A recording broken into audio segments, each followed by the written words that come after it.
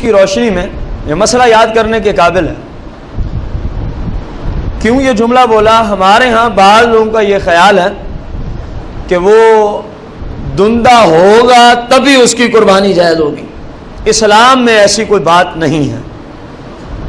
تو بھلے دانت توڑ کے کر دے، پھر کیا کریں گے؟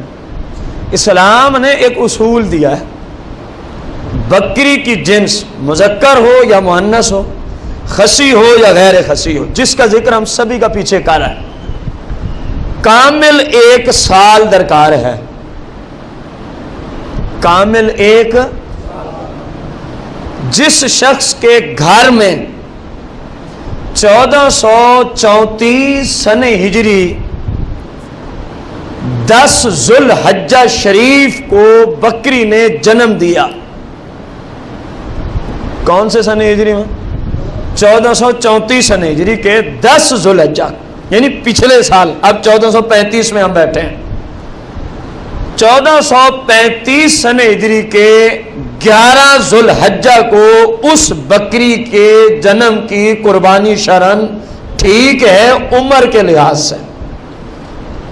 بقایا وہ عیب ہے یا نہیں، اس کا ذکر بھی انشاءاللہ ابھی آتا ہے۔ عمر کے اعتبار سے میں نے بات کی۔ اگر مینڈھے میں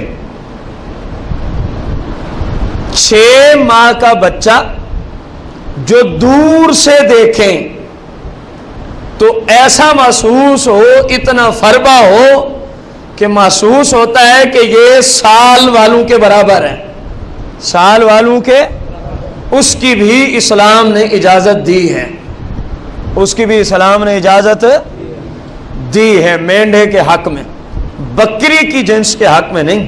یعنی بکری یا بکرا یہ سال پورا درکار ہے، جبکہ مینڈھے کے حق میں، بھیڑ کے حق میں اگر دور سے اس کے 6 ماہ کا بچہ اتنا فربہ ہے کہ وہ کیا نظر آتا ہے کہ یار یہ سال کا ہے، یہ کتنے عرصے کا ہوگا؟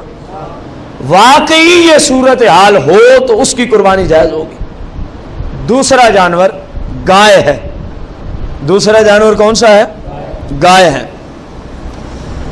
گائے اور بھینس کی عمر ایک ہی درکار ہے۔ قربانی کے حق میں گائے اور بھینس کی عمر، اور وہ کتنی ہے؟ کچھ نہیں ہوتا، 2 سال پورے۔ 2 سال ایک بندے کے گھر میں گائے نے یا بھینس نے جنم دیا 1433 سن ہجری کے 9 ذوالحجہ والے دن، 9 ذوالحجہ والے دن 1433 سن ہجری۔ اور اب ہم کون سے سن ہجری میں بیٹھے ہیں؟ 1435 سن ہجری۔ جب 1435 سن ہجری کا 10 ذوالحجہ کا دن آئے گا، اس کو 2 سال پورے ہوئے کہ نہ ہوئے؟ 2 سال پورے، اور تیسرے میں قدم شروع ہے، تیسرے میں اس نے قدم جما دیا۔